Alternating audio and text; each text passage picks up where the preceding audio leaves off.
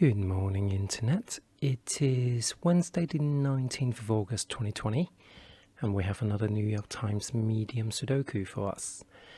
It's a normal solve day today, so I'm just going to do normal notations and explanation step by step on how we're going to solve this. So let's have a go at this then. So the first thing I notice is the 1 is a weak number. We've only got one of them, so just going to bear that in mind for later. Let's look at the 2's. So these two 2's, we lock out these two rows, and we've got two 2's here that locks these two columns as well, and that gives us a 2 basically.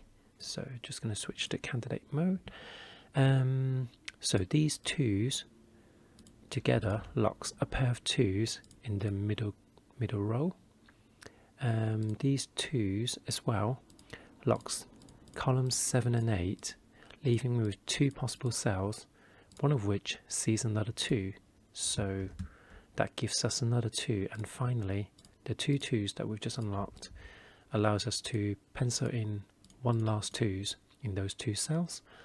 That forms what's called an X-wing, where they're kind of like in a rectangle shape with two candidates on each dimension, basically on X and Y axes, and that basically means there can't be any 2's in any other locations, but we already know that because we've already filled in all the 2's.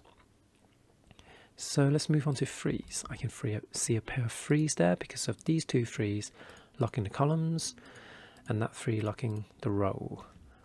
So how do these 3's interact? Not very successfully. So I've looked at all the interactions the three 3's have with each other, and after which I'm just looking at each one of them going up, down, left and right, and see if they can actually lock any 2-cell candidates on their own, and it does indeed. This 3 basically locks out 3 cells, leaving us with 2 possibilities, and under Snyder notation we only pencil in candidates when we've got 2 possibilities within what's called a cage, which is a box of 9. So what about these 3's on their own? They don't do anything else, so that's all the 3's exhausted. So let's move on to 4's. We've got these two 4's interacting, locking this column and this row, and that actually gives us only one possibility left. So now that I've done that, my first reaction is to look up and look at these 2 cells. Well, one of them sees a 4 across, so that basically means I've got another 4 unlocked, and if I look across now using these two 4's, it sandwiches another 2 4's here, and if I look down I see another 4, so that gives us yet another 4. And continuing on with this pattern, these two 4's lock these cells, and this cell sees another 4 within the cage, so we've got yet another 4. And these two 4's in conjunction with that locking up this column gives us another pencil marking of 4's, and we've only got one cage that we haven't pencil marked in, with these two 4's looking over these two columns, and a single 4 locking these two 4's locking the rows, and this 4 locking the column. We have another X-wing of 4's, just like the 2's, but all the pencil markings are done, so we're making good progress. Let's look at the 5's. So these two 5's interact in 2 different cages. It interacts in this cage, giving me a pair of 5's over there, and they interact in this cage as well, but that leaves me 3 possibilities. And under Snyder notation rules, we don't actually pencil mark in them 3 candidates, so we're going to leave that alone for now, but we're going to continue on looking at the 5's on their own to see if they do anything else. They don't, so we can move on to 6's. Now this 6 immediately sees into these 2 cells, and that gives me a pair of 6's over there. I don't have any other 6's, so they're locked in a column, and we've only got one 6 on the board, so now we've established 1's and 6's are weak numbers right now, unless we can fill in any more 1's or 6's later on. but I'm just keeping that on the back of my mind to see if we need to use them later. Moving on to 7s, we've got 2 7s, so they interact in these 2 cages, leaving me 3 possibilities over there. And actually this 7 sees these 2 cells as well, so actually they give me a 7 as a pointed pair.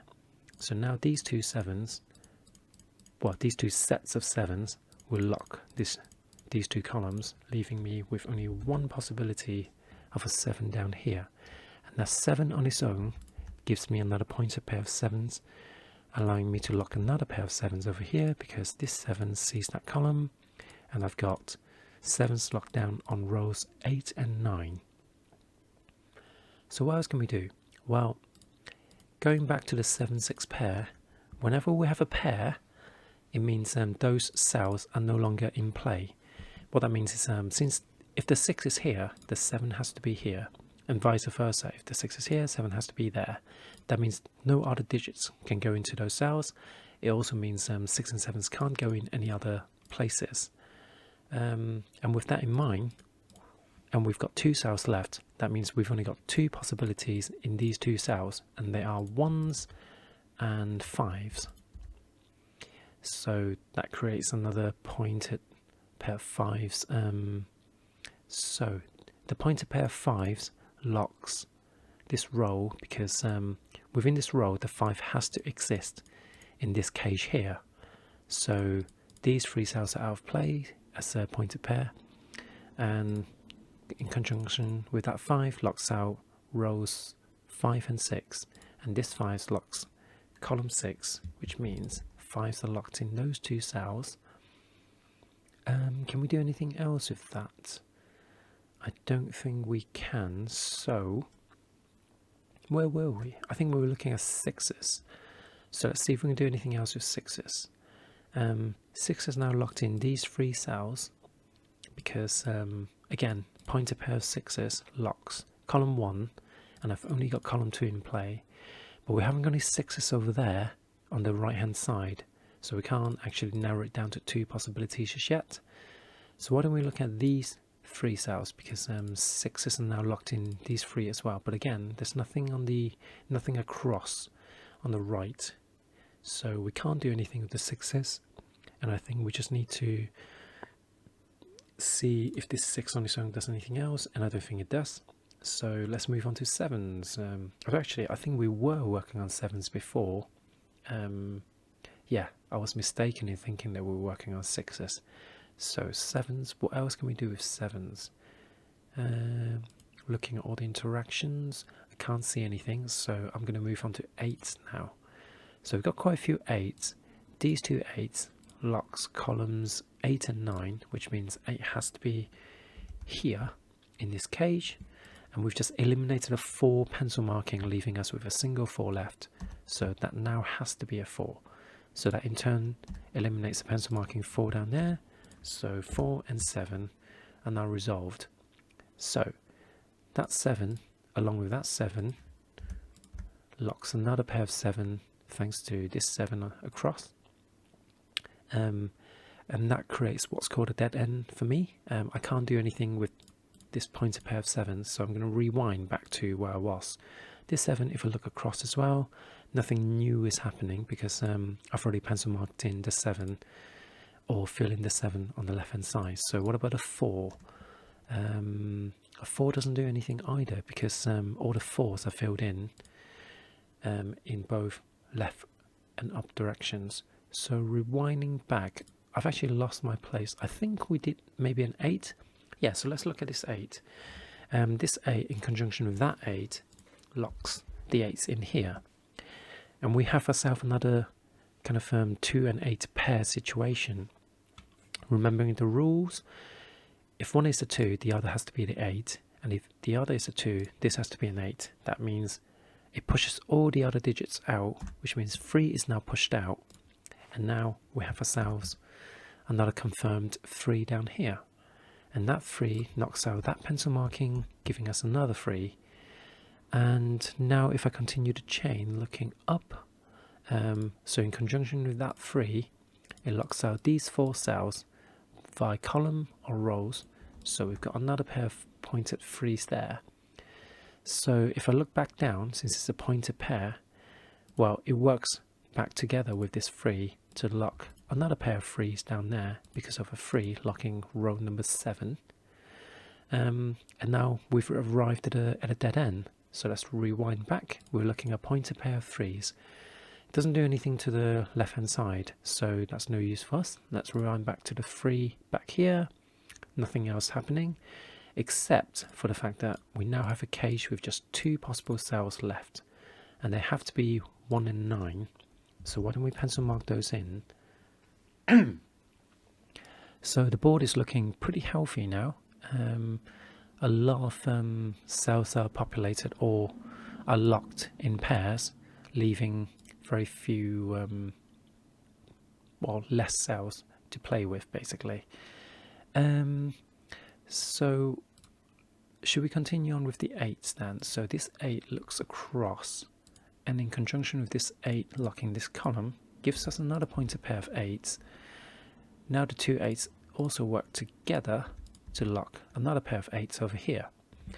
Now we can actually solve one of these 8s, because if we look down now, this 8 locks, well, I mean, in conjunction with that 8, it already locks an 8 down here. But even if that 8 wasn't there, I would have been able to identify a pair of pointed 8s. So either way, that could not have been an 8 anyway, which means now we have another 8. And this is why I like to go through the puzzles number by number, basically, like seeing their interactions across the entire board, looking for like hidden kind of not hidden triples, but kind of like the pointed triples that I may not pencil mark in, but be able to identify, basically. So let's see. So this 8 doesn't do anything over there. It doesn't. This new 8 doesn't do anything over here either. So we're actually left with another X-wing of 8s that we can't do anything with. They're not resolvable just yet. So 8s are now done. So why don't we look at 9s? Well, immediately I've got a pair of 9s on columns 1 and 3, and I've only got one candidate left, or one cell left in this cage where the 9 can go. So now let's look across and look for any other 9s. I can't see any other 9s. So it looks like we've exhausted ourselves in that direction. So why don't we look at the other 9s? Well, this 9 blocks these 2 cells, which creates another pointed pair of 9s. And so when we come across, only this row is in play for this cage, and there's only one cell left, which means that can no longer be a 9, and therefore the 1 and the 9 are now resolved. And these 2 9s now, looking up here, works with that 9, giving us another pair of 9s, and that's created another 3-9 pair, so we can eliminate that 7, giving us another 7 down here. So can we do anything with that 7? Not at the moment, because we're left with 3 candidates left. So yeah, that's a dead end. So let's rewind back to the 9, the pair of 9s that we worked on. Are there any other things that we can do with the 9s? Not that I can see. So I think that's all we can do with the 9s now. So in essence, we've gone around the board and from 1 to 9 and filled in plenty of pencil markings, but also lots of confirmed digits. So now one thing we can do is, if you're not very confident, you can go around the board again with just one from 1 to 9 and see if you can kind of do more pencil marking in, because now the board has changed. So whilst we looked at ones before, the fact that we've filled in more digits, as an example, with these 3 cells filled in, the one looking down can now create the pencil markings of a pair of 1s over here. Similarly, that one now creates a pointed pair of 1s. So it's one way of approaching it, and eventually you should hopefully solve the medium Sudokus. But to give it a bit of variety, what I like to do is attack the weak areas on the board, and we actually got a single digit on the board that we can immediately fill in, thanks to this 3 and 9 pair up there. To be fair, I should have spotted it earlier when I fill in the 3 and the 9, or whatever else I filled in subsequently because this column now only has one cell left, and it has to be the remaining digit, and it's a 1. So now these two ones interact, locking a 1 down here, and that gives me a 1. And just like we had a pointer pair of 1s before, even if that 1 wasn't there, by just going around the board from 1 to 9, we would have spotted a pointer pair of 1s, and that would have eliminated that 1, leaving us a 5 and a 1. And now what that does is this column has locked 2 candidates left, 2 empty cells left, and so the only candidates that are available are 3s and 6s. Now we can fill it in right now because we can see a 3 there, meaning that has to be a 3 and that has to be the 6. But I'm going to pretend that that 3 isn't there. That creates another kind of these kind of patterns when you see 2 candidates left on a column, but the 2 candidates are actually, sorry, the 2 empty cells within the column falls within a single cage. That means the remaining cell has to be solvable. It's whatever these 2 candidates can't be. So we already knew that this number would have been a 5 anyway. But since we see this 3, why don't we fill in the 3 and the 6s as well to complete the cage? This 5, unfortunately, oh actually it does interact up there, giving us another pair of 5s. But to be honest, at this stage it's not super important, because I don't know, I think we're going to find the solutions quite soon anyway. But for good kind of routines kind of purpose, let's do all the pencil marking in that we can. These 2 cells within this column is the only remaining cells anyway, so they have to be 5 and 6. So let's pencil mark those in, and that leaves us with another pair, and these are 1s and 3s. So we can't solve them just yet, but if we wait a little bit we should be able to fix all of these. So again, I'm going to continue attacking the weak areas, and I think we've exhausted all the areas where we have only 2 candidates left, because whilst we've got 2 cells left, we actually have to include the 3rd cell in this row, because this is not a single digit. If we had 2 cells with 6 and 7, then we can ignore them and focus on just these 2 forming a pair. But right now 6 and 7 are still in play as long as only 1 cell contains them. So this actually forms a set of triples, but we know that 6 and 7 has to be 2 of the possibilities, providing we've all the pencil markings are up to date. Then we just have to find the 3rd missing digit, which I think is a 9. Okay, so we know that we've got 6, 7 and 9 in these 3 cells, and what I would do is look around the board up and down and within a cage to see if I can see any of those 3 digits. Unfortunately we can't see any of them, so that's currently unresolvable. What about here? I've got 3 and 5 and a missing digit, so I can tell it's a 6. So 3, 5 and 6. I can't see 3, 5.